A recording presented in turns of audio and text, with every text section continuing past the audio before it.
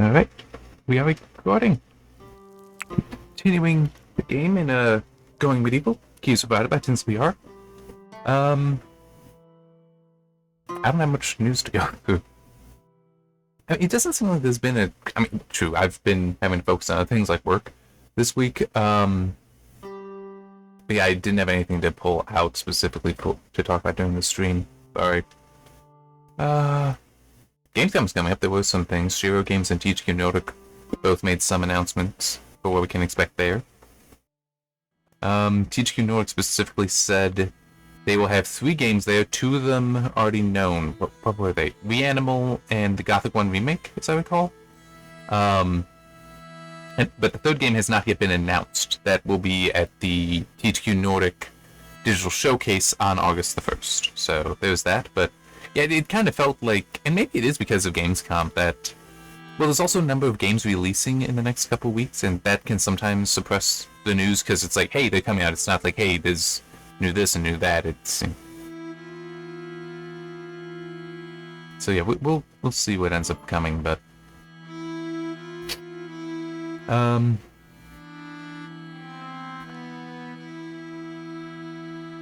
Just trying to see what else. One thing kind of neat, and this, because remember I record these on Friday, this news came out just this morning, and fortunately I have been able to write it in.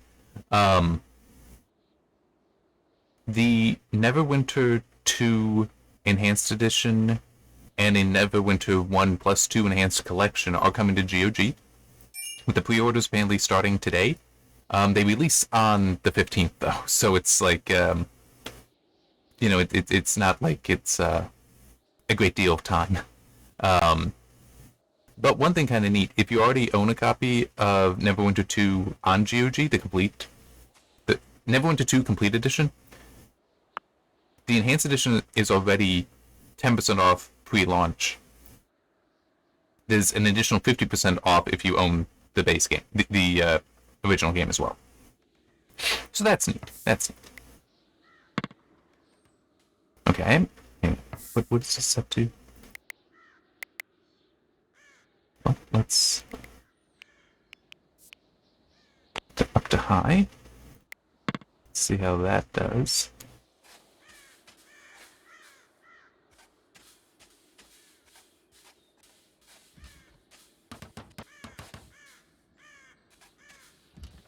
Now I'm wondering, when was the earliest greenhouse? Because I so associated greenhouses with glass. Glass should definitely exist at this time, but that doesn't mean that it was widely used.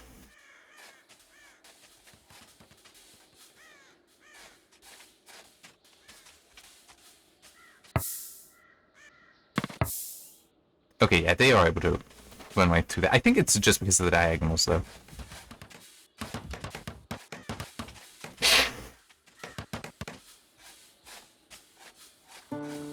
Okay, are there still... Yeah, it looks like just these. Wait, no. That's to be moved. And that, and that... Oh, cool, they're all to be moved. Perfect. Alright, I'll just wait for that, then I'll take care of the zones there. Okay.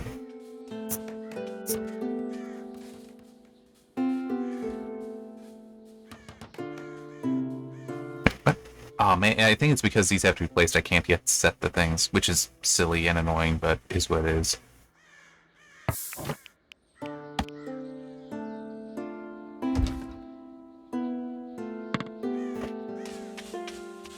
Yeah, I don't know if glass would have been accessible, such that these settlers would have had it. I'm not sure. I actually do need to look into how glass is manufactured for the story I'm writing. Because at some point that should be a thing in there. Okay.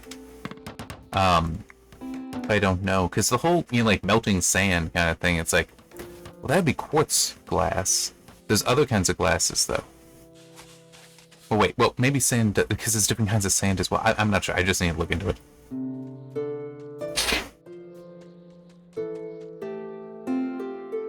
Okay, so that turning these up to high has melted a lot of it there. Here, so that's neat. I do wonder if that's intentional, like if they mean for you to be able to do that, but yeah. But it would be neat if there were a greenhouse setup that you could have, such that I could have this be entire greenhouse. I don't need to turn it up to high, it just works that way. That'd be neat. God, man, look at all the ice. Okay. There.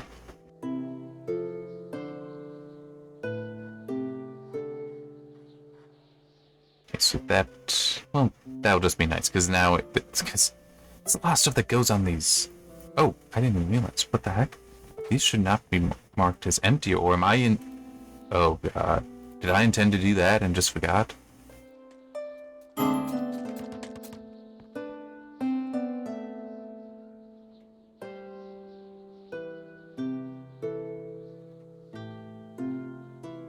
What counts as material? Okay, you know what?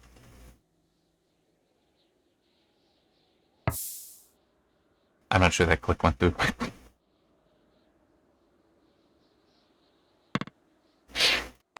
Nope. No. There. Okay. Yeah, I want this to be food. So... Doggo the chicken? That's a little amusing to me. Anyway, let me do that. So in theory, it will prioritize over there. For the food.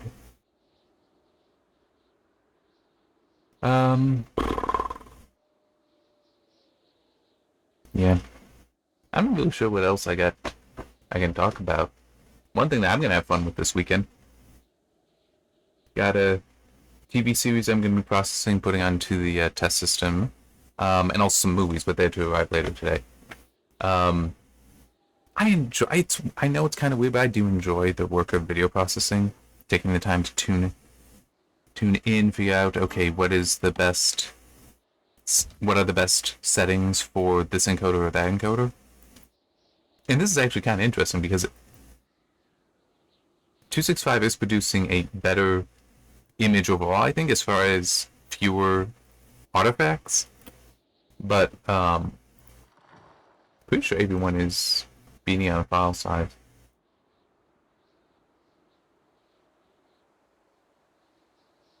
I'm just looking at it now.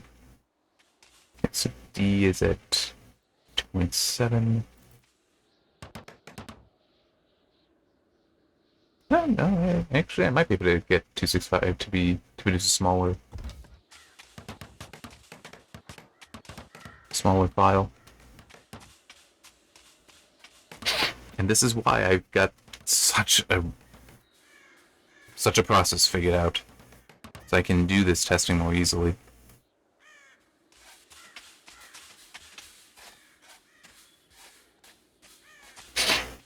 Yeah, it is one of those funny things where AV1, specifically I use the SVT AV1 psychovisual fork. But it is interesting how sometimes 265, despite being older, is better. The other day I had a couple movies. One of them, 265, was objectively better, just in general, because there was enough grain there that AV1 was just completely confused and could not produce a good image without losing too much detail, more detail I'm willing to lose anyway. And also the thing is, AV1 will artifact in ways that can be quite visible. 265, typically its artifacting makes the image just soft, which is a lot more tolerable. Yeah, for one movie I had to do that. For another, the grain aligned well enough with how AV1 works that it wasn't bad with AV1, and with the film grain synthesis looked fine, whereas 265 is just, I'm bouncing up against the bitrate limit. Thing I'm working on now, though, is animation, which does have some film grain, but it seems very light. But it's still interesting to look at it, because it does seem that the artifacting is coming to play, where AV1 is producing there are visual artifacts there that I can see. I think that tuned so I don't see it very easily. But 265 is just softer, so if it's also coming out smaller, that might prove a better option overall. So interesting. That snow isn't melting there. It should though, because it's at 50 degrees.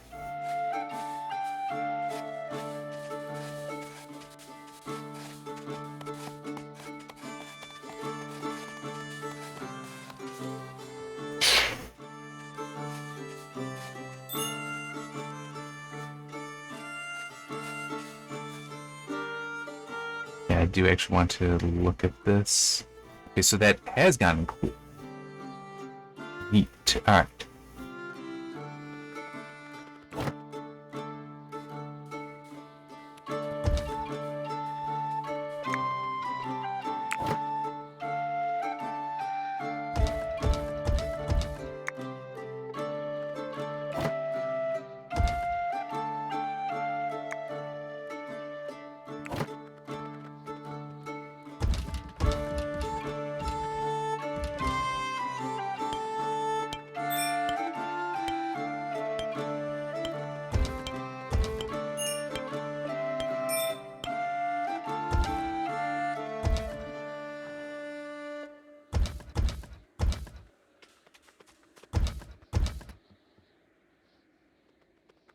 One thing that'll be neat is that one of the movies I ordered that'll be arriving later today, for me, remember Friday, so I'll be messing with it today when this video's out, Saturday. It's only available, well, the best edition of it is apparently only on 4K, which is annoying. They didn't also make a 1080 version. I only have the ability to play 1080. I can work with 4K, but I only have the ability to play 1080, so it's, and also without HDR, so it's like, oh, well, that's annoying. But I have some 4K discs, so I haven't messed with how to have FFmpeg do the tone mapping, but it still is. It's going to be interesting to see how that works out. Because I won't have a reference 1080 version to go by. It should be fine. It should be fine. Yeah, it's one of those... yeah, see, I know I'm kind of weird, but I like making sure that... it's kind of the physical media thing. I like just making sure that something I want, I have on physical media, so I know it doesn't go away. Unless the physical material fails, which can happen. Shouldn't for decades, but... yeah, this is... Crap, what was it that? When the news about... Oh crap, I'm forgetting her first name, but Broccoli is her last name, daughter of one of the original producers for James Bond. She decided to finally give up control of the franchise. So Amazon purchased MGM some time ago, so they actually own Bond, and have for a while. But Broccoli kept control over it because it was part of her family. She gave that up not that long ago. My response was, crap. Better order it. So I ordered a set of them. Currently, I've watched through up to GoldenEye, so I need to... Crap, what is the next one? The World Is Eye Enough? Whatever his second one is, that's where I am at. It has been interesting. I've very much enjoyed watching through them. Because I was not expecting to enjoy the two Dalton Bonds at all. But I was actually surprised. The first one, Living Daylights, I don't think was that good, but it felt a lot like... It was mainly he hadn't figured out Bond yet, or his version of Bond yet.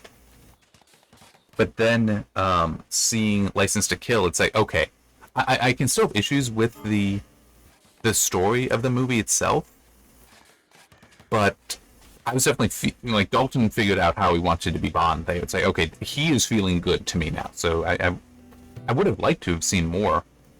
But unfortunately, he only got the two. Then they went to Brosnan, which GoldenEye also felt a lot like that to me, where it's like Brosnan was still figuring out Bond for himself. But hey, that's why I want to see the next one. He had 4 or 5 films. I don't remember. It was also interesting because I feel I enjoyed them more when it was Roger Moore being Bond. To me, Sean Connery is the ultimate Bond. And I haven't gotten to...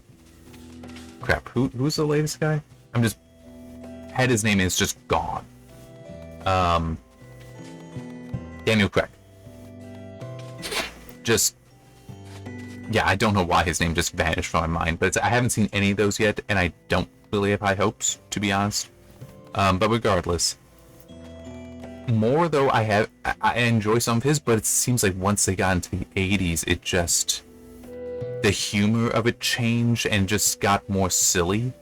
Because, I mean, there was humor even in the Connery ones, but it tended not to be silly. Roger Moore could carry being a little silly, but the films, his earlier films didn't necessarily... Like, Live and Let Die is legitimately a good film. It is a good Bond film. Yes, it is blaxploitation as well, but it's still... It's a good, entertaining film, but as it went on, it just got like... Really? This is what we're doing here? Yeah. So yeah, I'm looking forward to seeing Brosnan potentially come into his own there. But yeah, anyway, with apparently they're remaking The Running Man, and it's like, I like the original Running Man. I don't trust that this isn't going to be the original might start disappearing because, oh no, The Running Man is this new thing. When is that coming out? Like Running Man 2025, 2026, whenever that's coming out. It's like, yeah, no. Because they will, I mean, it's... I know it is kind of a conspiracy theory, but the thing is, I can also believe it. More so in a different way.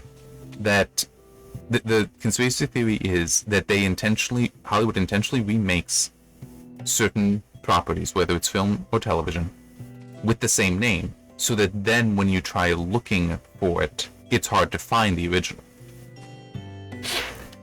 And I could believe that some are actually doing that. That they want to... Because sometimes with the remakes, it's like, well, we know how to do it better. It's like, no, you don't. First of all, I mean, it's very, very rare that you would see a remake be better than the original. It does happen. It can happen. But it's very rare. And I think one thing that'd be critical is to not see it as a remake as much as we're telling the story again, but we have new people playing the characters, and so trying to be those characters anew.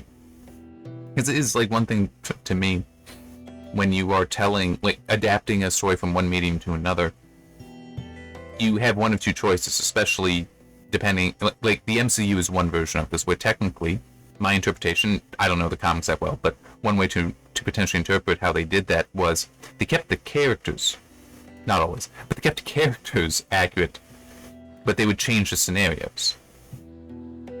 Not always. Sometimes they very much kept the original scenario. Like, where is it? Okay, it's right there. Like, my understanding is for the original Avengers story, yeah, in the comics, yes, it was Loki that was the bad guy, so you did see that reproduced. But how Thanos, the whole Infinity Gauntlet thing was done in the comics is completely different. Also, Civil War, very different.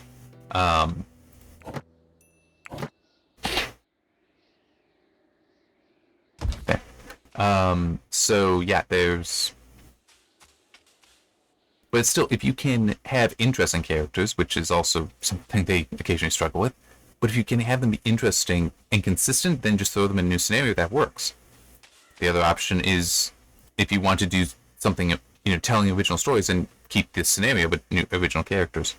And I feel like that for some remakes is what you need to do. It is you need to keep the scenario, and then you can change the characters and see what happens. I mean, they still need to largely align, but I saw one thing with the trailer for The Running Man. It's like, no, that looks nothing like what the original movie was. Which, to be fair, the Schwarzenegger movie is not a completely faithful adaptation of the book. But then I guess it becomes is this meant to be an adaptation of the new thing? Is that meant to be an adaptation of the book or a remake of the movie? I'm not sure.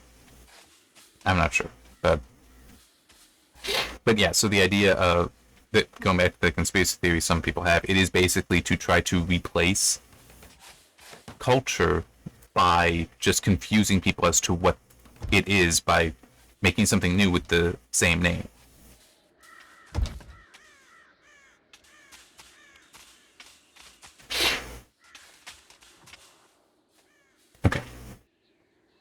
I was trying to see where things were.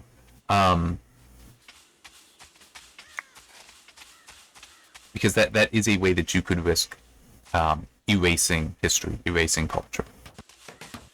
And I mean, some of it is just like, why do you do this? Like, some number of years ago, HBO decided we're gonna reboot Perry Mason. It's like, okay, Perry Mason, that's a classic television show, classic legal and legal crime drama. That in fact there's the concept of the Perry Mason defense in law, which is basically, instead of trying to prove your client's innocence, you instead try to prove somebody else's guilt. That now true. It's originally based on the stories Earl Stanley Gardner wrote. There was also, I think, radio dramas prior to the television show, but the television show is most likely what people would be familiar with, the original, in which Perry is a lawyer. Okay, but for whatever reason, HBO, in their tremendous wisdom, decided we're gonna make Perry Mason in the would you there. We're gonna make him a cop. It's like, what? Have you not seen or read anything about Perry Mason? I mean, it would be akin to, because I mentioned James Bond earlier, making him an office worker. It's like, what? Like having him be M's secretary like Moneypenny is. It's like, what? That's, yeah, I mean, true. You had characters like Moneypenny in the original Bond, just as you had police detectives in the original Perry Mason stories, but that's not the character of Perry Mason. What is wrong with you? I think that only went one season. But yeah, and also, you know, it's kind of like how I've been rambling my concern about Titan Quest 2. It's kind of like that, where the conspiracy theory that some people have, and it's one of those things, I don't necessarily believe it. I don't necessarily believe in that conspiracy theory, but it is one of those, they are doing it in certain ways. I mean, it's not necessarily succeeding in erasing the originals, but you are seeing remakes being done that clearly do not seem to have any intention of maintaining the spirit of the original. I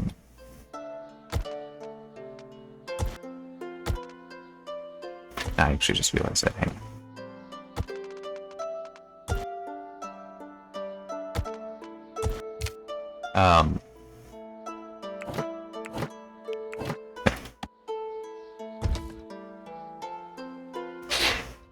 But it is, you know, as I said, Titan Quest 2 reminds me of that, because of how there are things that they're doing that are complete departures from the original. And I get some of them are small, like the change, well, no, the health potion change isn't small. Let's just go with the UI change. And it's like, you know, making such a fat UI down at the bottom of the screen, whereas in the original it's actually quite small, it's quite slim. It's like, why change that to be like everyone else today instead of being like the original? And also how I had mentioned in one of the, oh crap, hang on, I just noticed that. Okay, I'm gonna need to, once these animals get out, I'm gonna need to lock the door. I can't, I do not want them coming in and eating down here.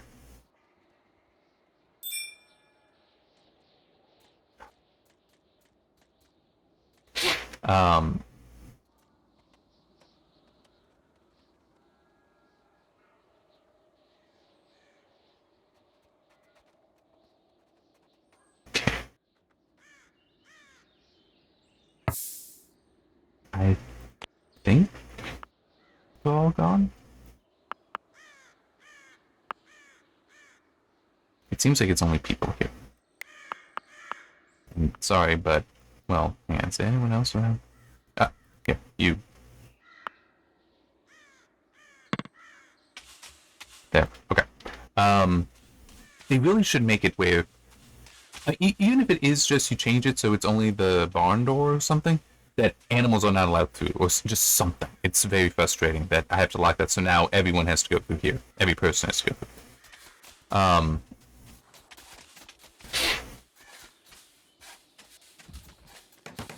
But yeah, how in that one developer commentary, that was the crap. What was the was it? I can't remember what it was. The one that was like a month or two ago. The games convention that was a month or two ago, where in the commentary the guy was even talking about how no, that was a few weeks ago. That one. How it's like, oh yeah, Greek mythology is just so popular that we want to do our own entry, our own video game using it, and hey, we have access to this franchise, so why don't we just do that? It's like, that scares the hell out of me for not having any respect for what the original Titan Quest was, or is, I should say, because it still exists. Which actually reminds me of one thing I can also talk. Well, I don't know any details, but I can mention. Because I had seen some stuff that is public. But it just, you need to have a respect for the original. And in the case of a sequel, you need to actually try to maintain some of it so that it looks like the sequel, not just, oh no, we're doing our own thing, but we're taking something else's name. That's like the Perry Mace thing. It was probably somebody had the idea for some sort of police procedural. But it's like, well, no one will watch that because, no one knows what it is. It's like, that's just stupid. So we'll just have to, oh man, that's actually an interesting thought. Anyway, so they might just be taking a name that people may know and then attach it there, but if it has no relation, then it's like, well, you're destroying the chance for the new thing. Because, like, if somebody's like, oh, it's a new Perry Mason show, I remember Perry Mason, I watched that in reruns, I'll watch that now, this is crap, this is nothing like the original. You've just poisoned the thing, even if it could have been good. You're still poisoning because people are not getting what they expect. Even if it is good. And if it isn't good, then you risk poisoning the original, because if it is something like, somebody trying to pass down Perry Mason, oh, it's a new show, let's watch that. If it's a poor show, someone might be like, the newcomer might be, this is crap. Why are you making me watch this? And is the older person going to be able to say, no, it is actually good. Just, well, the original is good. It's just, this isn't that. Please trust me, and let's watch that together. Like, that's not necessarily the easiest thing to do. I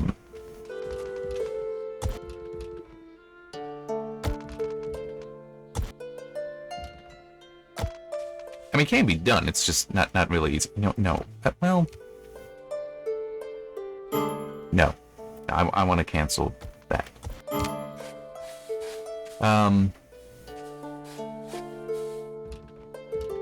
That's right. So one thing that occurred to me. So there's one show from 2018, I think it was, called Forever. I actually enjoyed watching it. You want to know why I started watching it? It was not just seeing ads for it on television thinking, oh, that's interesting. I'll watch it, because it was on immediately after Marvel's Agents of S.H.I.E.L.D., which that was only good for like the first season or two. Oh man, that show fell hard. That really turned to just be stupid. Anyway, it was on after, so it's like, while I'm watching this, I'll just keep the television on and watched Into Forever, and I really enjoyed it. Now, unfortunately, that the time slot after was considered a dead spot. Like, you put shows there if you didn't have any confidence in them and were gonna let them die. But still is it's a real thing. It's like, I'll just keep watching. You do try to put a show you want to get going after one that's already successful. Not always, because sometimes, because it was like, was it 11 to midnight? It might have been the 11 to midnight hour, which on a Monday, which isn't that easy to get people to watch during. But I do wonder, because with streaming, yeah, I can believe that phenomenon is gone. That there's no way to replicate that streaming. I mean, yeah, you can have, next up is this, but you potentially have to hit a button, and it's also, it might be kind of random. Or it's false. Like, one complaint that I've seen for Amazon stuff, where they will be like, hey, you just watched Reacher. I think that they did actually do this with Reacher. Next up is Rings of Power. And a problem there is, because it's like those are radically different shows. There's no reason that you'd connect those together. But, well, aside from them both being Amazon productions, but it was a way for Amazon to juice their numbers for Rings of Power. Because they would count, even if it just started playing and didn't even get a minute in, but somebody backed out, they could still count that as a view. So it juiced their numbers. And it also, like, if you weren't paying attention, it would just start playing. That's like, what the heck is this? Because Rings of Power is not a good show. I mean, I don't even need to have watched it, because I haven't. I've seen plenty of people talk about it, plenty of people who care about Tolkien, and they'll show clips and mentions of it. It's like, yeah, even my very limited understanding of Tolkien, I still know you got it wrong. I'm not watching this crap. Yeah, oh my god. So many things that are, I mean, and some of it, to me, that's so frustrating is that, I write stories as well. It's not just I've read The Lord of the Rings, I've read The Hobbit, and I intend to read Silmarillion, and other things associated with that. The Great Tales. It's not just that. I've also written stories. And the idea of you have so destroyed some of this stuff. I'm just like, that is completely not these characters. I would be beyond pissed if somebody were to try to make some new media version, whether it's television or whatever, or movies, off of my stories, and like completely change the characters. And it's like have the characters do things that are thoroughly not with that. Hell, in the case with some of the Rings of Power stuff, my understanding is it's contrary to what the species would do. Like, the elves don't behave this way. The elves are not going to do this. But nope.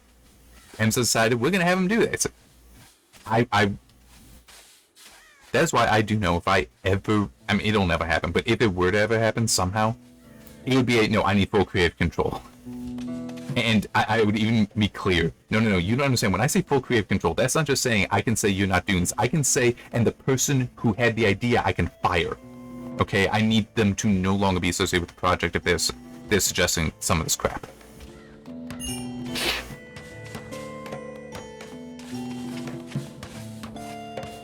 I do feel like pointing out, I've seen, for the game here, I've seen some people point out that they try to not have, like, they try to have season-based schedules, job schedules. It's like, so something that would have them mining, for example, they try not to do in winter because it's cold. I've got them down here and it is, oh wait, no, it is actually still, well, it's around 40 degrees, but they're not complaining about being cold. Okay, now they're becoming annoyed. Why?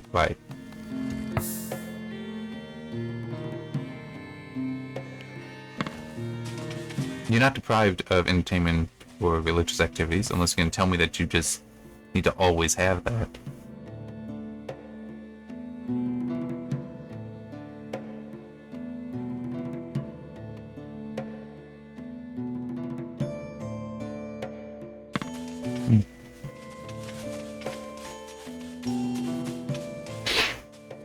Anyway, I'm just thinking, what would be an example? Well, no, because no one knows my stories. But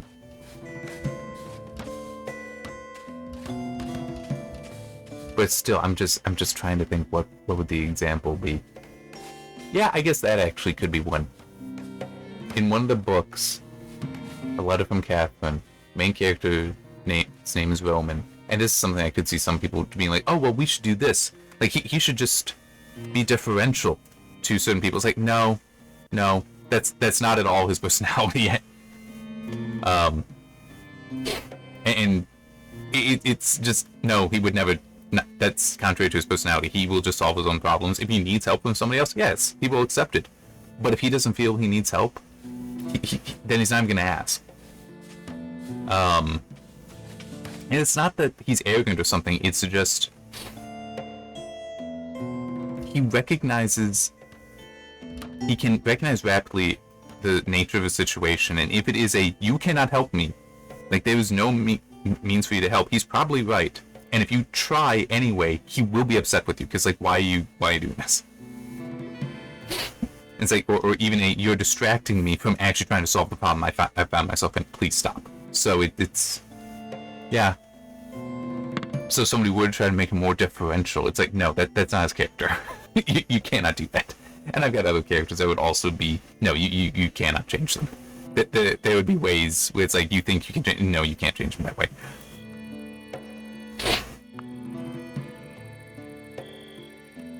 But that doesn't stop some people from thinking that, oh, I know better. It's like, no, you don't. 9 times out of 10, no, a new person does not know, a new creative doesn't know why something that already exists is successful. And the thing is, there's nothing wrong with that. I mean, you can still try. If you have the license, you can still try to do something with somebody else's property. But you need to maintain a respect for the original work. And I do think that for some of it, they don't. They legitimately do not have that respect anymore. Well, they don't have that respect. They just think, I get to tell my story, and I'm just using somebody else's universe. And, well, my response to that is, well, your story must be crap then. What? Well, yeah, I mean, it must be crap, because if you don't think you can tell your own story in your own universe, you need to use somebody else's, and clearly then your idea is crap, and potentially also your storytelling ability is crap. That you're limited to somebody else's work, to having to be based in somebody else's work. I actually do want this one to be short, so, and I am very happy that, by the way, this is working. It's like the stability is sufficiently high. I mean, it's at 3. So I could actually have a larger gap there, because it can go down to 1 before it's a problem. I don't want it to, because this is too important. I do not want to lose this stuff. But it's like, having the storage underneath is actually kind of neat. Yeah, that I do like this. So yeah, and I'm very glad that this will just keep working. So yeah, that is enough for one day. But yeah, oh man. I mean, it's also kind of like I because it just came out and I haven't seen it yet. We likely will see it, the new Superman film, and it's weird because of what I'm hearing. I expect I will go in there not enjoying it much, but I'm not feeling like I'm gonna hate it. Like, if it's just entertaining, but it might be kind of a meh. But it is also, yeah, I want to see it because, I mean, for one thing, it is still Superman. And for another, I live in the Cleveland area, and he is a Cleveland superhero. And they also did a fair amount of the filming here as well. But yes, he is a Cleveland superhero for anyone that wasn't aware of that. And I hate that they've changed it so much. I'm not sure how much of it is in the comics. I know in some of the movies that they've done this, where they make Metropolis a sister city to Gotham that's like just across the bay. It's like, no. Siegel and Schuster, hope I have that right. I'm pretty sure that's it, because that's the name of the society. They're from Cleveland. They created Superman here. Metropolis is based on Cleveland. The Daily Planet is the Plain Dealer, and Lois Lane is actually a woman from the area that they knew. I'm just like, no. He is a Cleveland superhero. Gotham is New York, though, which is why it so annoys me, this whole sister city where they're just like across the bay. It's like, no. Cleveland and New York are like 500, 600 miles apart from each other. So it's like, you don't... They are quite different. And it annoys the hell out of me that it's like, they're just making Metropolis into another New York. It's just one where the sun shines versus one being always in darkness. Hey, I'm sorry, but that is kind of how they presented it in at least the animated series. Which were both pretty good, the Batman animated series and the Superman animated series. Which I have those. I watched through. I remember watching them as a kid. I don't have the Justice League and Justice League Unlimited series yet. I do intend to get those. I also have Batman Beyond. That was a good show too. But no, I mean that is legitimately a way to describe it. Metropolis, the sun shined on. Gotham, it didn't. That was the temperament. That was the mood to both those locations, despite them being supposed to be at the same time period. And also, Metropolis had an air of science fiction to it that Gotham didn't, which also seemed odd, because it's like, well, wait a minute, we literally have in Superman, crap, I'm blanking on his name. I should remember it, though. I can see him. Metallo, who is... well, mainly really a robot, but at least in the show he had a human consciousness pushed into him. But it's like, that's one of Superman's enemies. It's like a robot just walking around. I don't recall robots very often in Batman the Animated Series. I mean, not to say they wouldn't. Well, they wouldn't. They were not self-sustaining, determining, like Metallo was. So it's just, yeah. I mean, oh man, but still, good show. But one thing that I have heard, and even one of the older trailers for the Superman movie does annoy me for one very specific reason.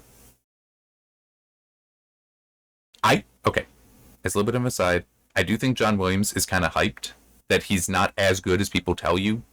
I mean, he's good, but I do feel he's hyped. But regardless, the original Superman theme that he came up with for the movies in the 70s is fantastic. It is a perfect theme for Superman. Here's one thing, though. It needs to be on trumpets. Okay? You cannot have the main body of that theme not be on trumpets. Okay? It is an orchestral piece and should be an orchestral piece. So when, I think it was one of the earlier trailers for it, or earliest trailer for this new thing, and they're playing it, and it's on guitars, it's like, no, this is wrong. And and what I've been hearing is that apparently the soundtrack sounds like it is just in a studio, not a full orchestra, is like, well, crap. I don't trust that it's going to sound right. And to help put that into context, how that matters to me, I remember when going to see Godzilla -1, and it just brought a smile to my face. It had been years since I'd last watched Godzilla, the original Godzilla. But the theme to that movie, the musical theme there, the moment it started playing, the moment I could hear it in Godzilla -1, I just started smiling. Because I recognized it immediately, despite how long it had been since I'd heard it. I just started smiling because, yes, and it sounded exactly the same. Obviously, it was being performed a new time, but it sounded exactly the same, and I was immediately connecting back with the original Godzilla. With Godzilla -1, it's like recognizing the notes, but it's a completely different sound because it's a radically different instrument. That's not going to do the same thing. Okay, it's going to be dissonant. It's going to feel like an impersonation as opposed to a celebration of the original. So that's, yeah, I am concerned about that. But I mean, hey, we'll see. Maybe it'll be a very good movie that I will love. Maybe it will be one I don't. I don't know. I mean, one thing I will grant, I don't know the original comics for Superman. I only know the animated series that he was in, and the original movies with Christopher Reeve. That's all I really know. I've not seen even like the newest stuff from the 90s. I've not seen Man of Steel. I've not seen any of that. I'm familiar with some of it, like because I've seen clips, but I've not seen. So it will be interesting to see what I end up concluding on my own for if it's accurate or not, if I think it feels like it is truly a good Superman movie or not. One thing I do want to quickly mention though, just because it occurred to me, and I already mentioned one book, a different book of mine, superhero fantasy book. I remember seeing a clip from Man of Steel that annoyed me, and it's like, you know what, I get how that looks neat, but it actually seems kind of boring to me. And that was just seeing Superman tackling, I assume it was Zod, and them just flying through the city, down the streets, great distances. And it's like, I don't think that that's how two opponents that should be competitive with each other should be fighting. I think that they should be in a very contained space. That, yeah, if they do something special, that may move them around. But if they are equal, they shouldn't. I mean, I guess one way to put it, not that I know boxing very well, but still, boxing's in a very contained spot, right? It's just the ring, right? And if you're moving around, it's because either the other guy is winning, or you're moving to control your position, right? So there's a certain dance-like element where it is contained. So seeing a fight, like in the clip that I'd seen from Man of Steel, crossing a city, it's like, that's ridiculous to me. It's like, I thought that this is supposed to be a competitive fight, because it seems like one person is truly more powerful than the other. Now, I have not seen the movie, so I don't know. Maybe there is special context to that specific attack there that makes it make sense, but when I was writing couple fights, long fights, but a couple of them in one of my books. No, it was very intentional to me. I was trying to keep in mind they shouldn't be moving around much unless they are intentionally deciding to move, or if the other person is so powerful that they can force the other to move. Okay, that's it. Or some sort of special attack kind of things, like that's it. Which, one thing about that is it's kind of something that I do see in anime. That you tend to see little movement unless it is intentional or a special attack being used. That you see the combatants move around. And that I think is better. Because it implies a greater competition between them, a greater equality. So when I say competition, I mean like they are near each other in performance and capability. So we'll see how that goes in this. I don't know when I'll be seeing it. Hopefully not too long, but we'll find out. Anyway, enough of my rambling. See you next time.